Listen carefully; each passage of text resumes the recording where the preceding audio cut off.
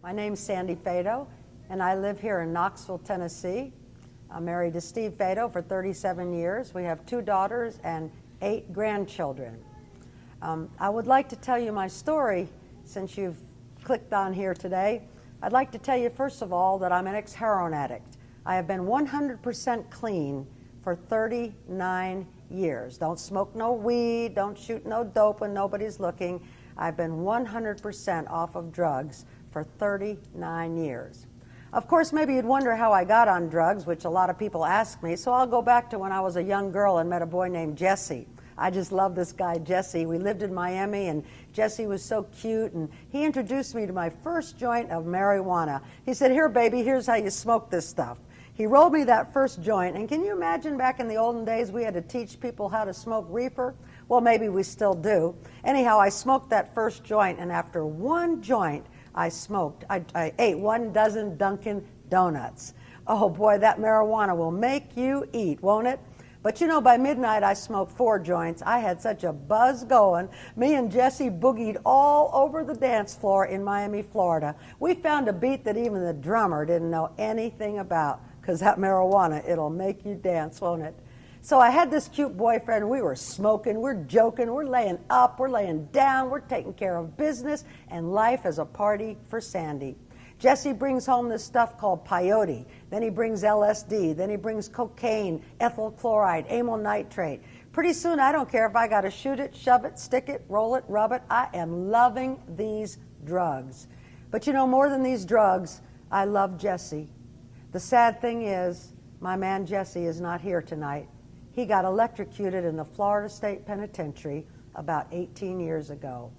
You know, it wasn't supposed to happen like this. I was going to smoke, joke, party, lay up, dance, just have a good old time. But now my first boyfriend is dead meat tonight. Of course, it didn't take long till Freddie came. They called him Fast Freddie. Now, everybody loved Freddie. Mama loved Freddie, the FBI loved Freddie, and all my girlfriends loved Freddie. One by one, and in that order, I might add. Now, Freddie was sort of a strange dude. One day he robbed a bank when he was just a young boy, and he made so much money, he decided to become a professional armed robber. He'd rob banks, he'd rob old ladies under the hairdryer getting their dues done. Sometimes he'd put a stocking cap over his face and in broad daylight rob the biggest jewelry store in the biggest mall in Miami, Florida. He'd begin to beat on that glass and beat on it, and all of a sudden that non-breakable glass would break. He'd grab all those diamonds up, he'd scoop them up. I'd come up with the getaway car, they'd throw the guns into my car, the diamonds into Freddie's car. I always thought there was something wrong with that picture. But by the end of the day, we were back at my mama's house. We're looking at all those diamonds laid out, and Freddie tells me I get to keep one of those. So I put one on, and it becomes mine. But the rest we sell to the guy that's called the Fence. The Fence is the man that buys your stolen jewels. So the next day, we got a new car, we got new clothes, steak dinner, we're partying with all the gangsters in Miami, and by Tuesday, we are back at McDonald's again, totally broke, because that's how the big life really goes. Now, the sad thing to tell you is, Fast Freddie is not here today either.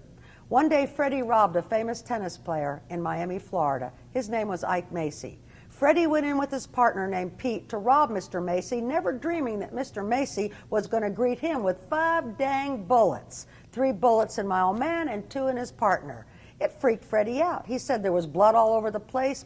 Pete's lung was blown out. Freddie's butt was blown off. His belly was blown up. He said, "This is it. This man has pushed me too far," and he fired 2 shots. One shot hit the guy's old lady, and the other shot killed Mr. Ike Macy. Only Fast Freddie did not die. He actually escaped from the scene of the crime. He and his fall partner switched back and forth driving a car to a gangster's house. The gangster called a doctor in. They took the bullets out of him, and both of them became on America's 10 most wanted FBI list. They hid him out in Atlanta, Georgia for 1 year until they both recovered. Now, the fall partner got away. We've never seen him again in all these years. But Fast Freddie, he's in California, and he's in a fancy restaurant with a chick on the left and a chick on the right, and he said he put the soup spoon up to his mouth, and when he looked up, the whole dang restaurant had turned into the FBI. The waitress, the busboy, the maitre d', the dishwasher, the whole place was the FBI. They extradited Freddie back to Miami, Florida. They locked down the jury for 7 days, and on the 8th day, they sentenced Fast Freddie to 99 years and life in the Florida State Penitentiary. Do you understand today it was not supposed to be happening like this? I was going to smoke, joke, party, dance, and now my second old man is history. My third last boyfriend, he was my most favorite. His name is Ronnie Chandler. And as I am sharing this story with you tonight, he just finished up his 38th year in federal prison under the King Kong Smuggling Act. Only the sad thing is, he went back to the Florida State Penitentiary this week to pick up the life sentence he was doing for murder when he escaped by way of a garbage truck back in the year 1970. You know, one time the police asked me, "Girl, how do you meet these men?" And maybe some of you are thinking that too. You're saying, "Don't get close to me, chick. This stuff could rub off." I'd say, this is how I meet my men. I go in a bar, I say, "Hey man, you rob banks?" If the dude said, "Yeah," I'd say, "I'm yours, baby." But that's not exactly the truth. The truth is I like street people. I like smokers. I like jokers. I like gangsters. I like prisoners. And if you could see what I do on a daily basis, you would know that some things have not changed. In the year 1965, I joined the United States Marine Corps. Now, exactly what I did that for, I have not figured out to this very moment. I heard more women tell me they love me than I will ever hear dudes in my life. But you know why I went there? You see, I'm a high school dropout tonight. I've been to 18 different schools in my life. I was a quitter. I had an attitude problem. I had an anger problem. If you messed with me, I shot you one big bird and I was out of there. But one day Uncle Sam told me I could be somebody. And you know, way down in this lady's heart, I wanted to be somebody. I wanted my life to count for something. I wanted my life to have significance while I passed through planet Earth. So I went down to Parris Island, South Carolina. I became W716203, a United States Marine. And one day, after a lot of hard work, I actually graduated the United States Marine Corps boot camp. They pinned this eagle, globe, and anchor on me, and then I led 500 United States Marines in a parade. I'm talking with dignity and honor and pride. That day, I knew I was going to be somebody. And that day, I knew I was going to really do something. Well, I did something, all right? Went home on boot camp leave, got drunk, messed with my girlfriend's boyfriend, got pregnant. I got kicked out of the United States Marine Corps on an honorable discharge. And somewhere in this world tonight, I have a 43-year-old son. I've never seen him. I've never held him. I've never hugged him. I've never heard my own baby cry. They cut him out of my belly by cesarean, and I gave my little boy away to someone I have never even met. It was not supposed to be happening like this. I was going to smoke, joke, party, dance, and now my own son has never met his own mother. Next thing I know, I'm in Puerto Rico. I'm on an illegal abortion table. You know, now they use equipment on women. They tell you it's not a baby, of course. They suck out the baby's arm and leg and eye. They don't really tell you that it's a baby from birth. But in the olden days, they used a hand grinder implement. They grind that baby out of a woman's belly, and I might add, for the discount price of $750. That's because I was dating the abortionist's son. So now you've heard about how I started on drugs and how drugs led me down a path I never thought I'd go. You've heard about my gangster boyfriends and the end of all their stories and their lives. You've heard about the Marine Corps. You've heard about my son that is still out there somewhere that I've never been able to find. You've heard about my abortion.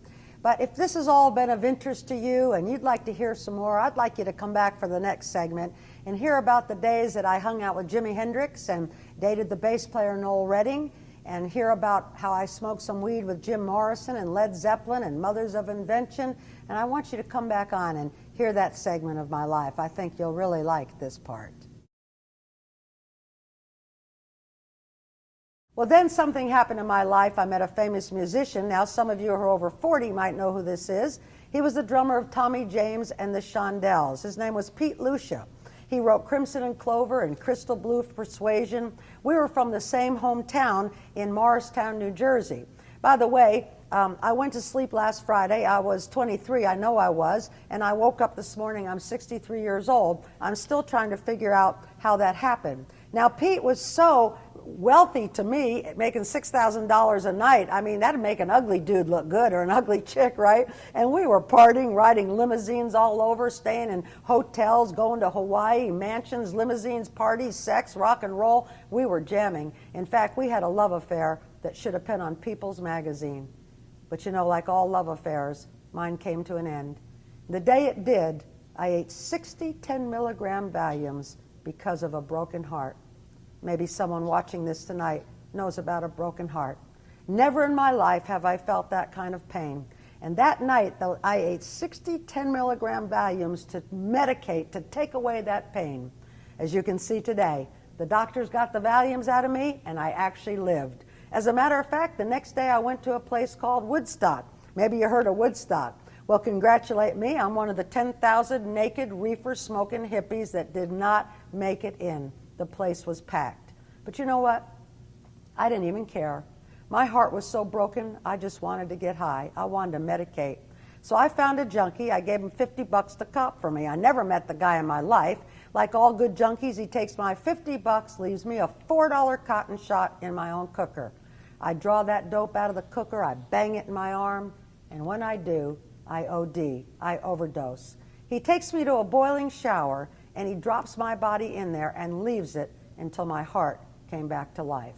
That was a very bad weekend, I might add. But then Jimi Hendrix came into my life. I wonder how many of you know who Jimi Hendrix is at this time in history. And this is the album cover, Electric Ladyland album cover. And my picture is in here on the motorcycle with Noel Redding.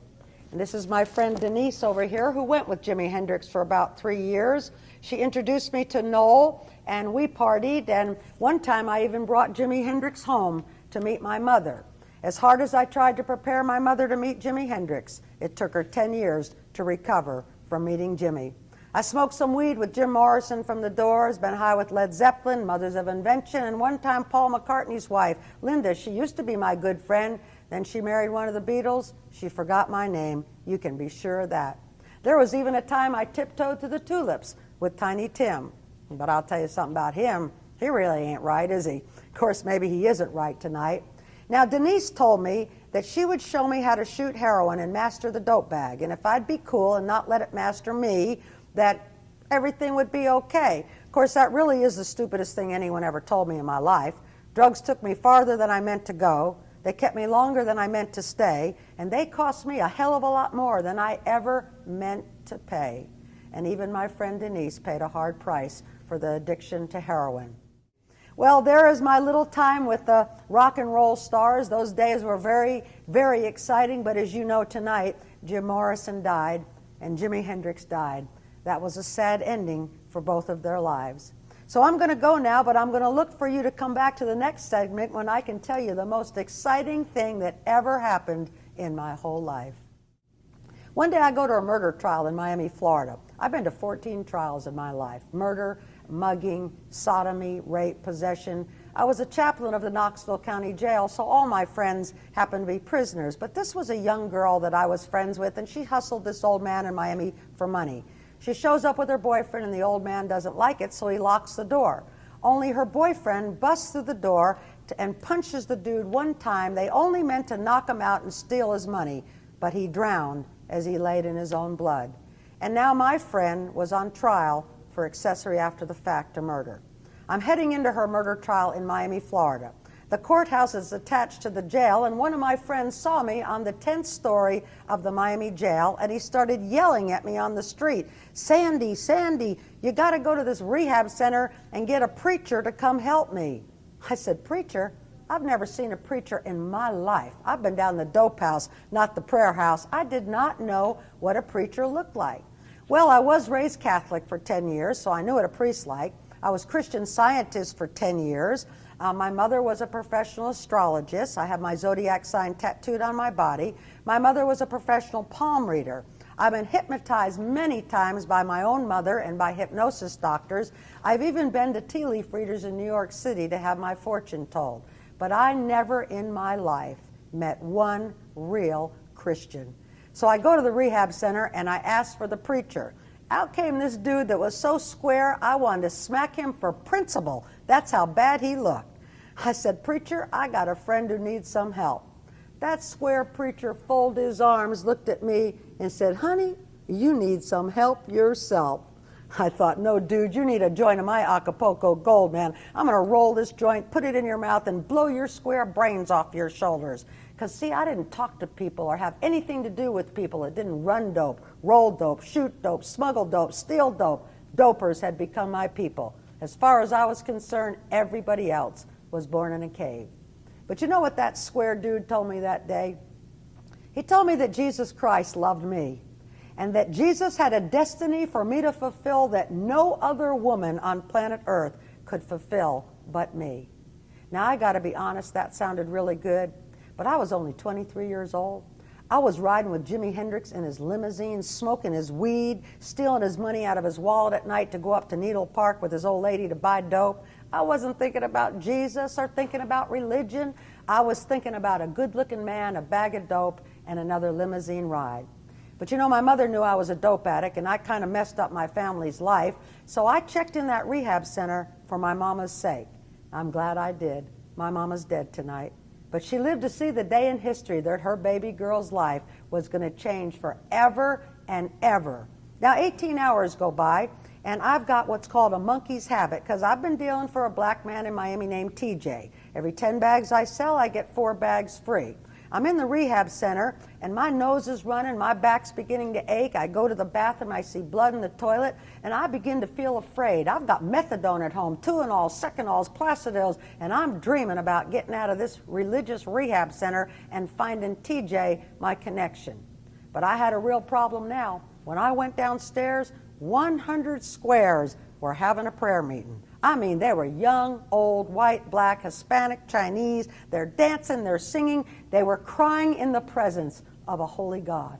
I looked around the room. I go, the lights are on and somebody's home. I'm going to go get a bag of dope, come back, check Jesus out. But you know, on the front row was an old lady.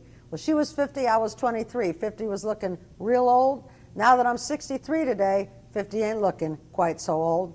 Well, she wasn't old, but she was square. She would anoint a joint if I rolled it, put it in her mouth, and smoked it for her. But I'll tell you what she knew. She knew Jesus Christ, the Lamb of God, who was about to change my life. She asked me if she could pray for me. I thought, I'll let the old lady pray for me, then I'm going to go get loaded. But that old lady cast a demon spirit of drug addiction out of me that day. She asked Jesus Christ to come into my heart and to forgive me for everything I ever did. Then she asked Jesus to fill me with his Holy Spirit and give me power, real power from heaven to be his witness for the rest of my life. Now, I never heard a prayer like that before. As a matter of fact, I never heard any real prayer. But that was October 1st, 1970, 39 years ago. I have never, ever been a drug addict again since that incredible, wonderful day.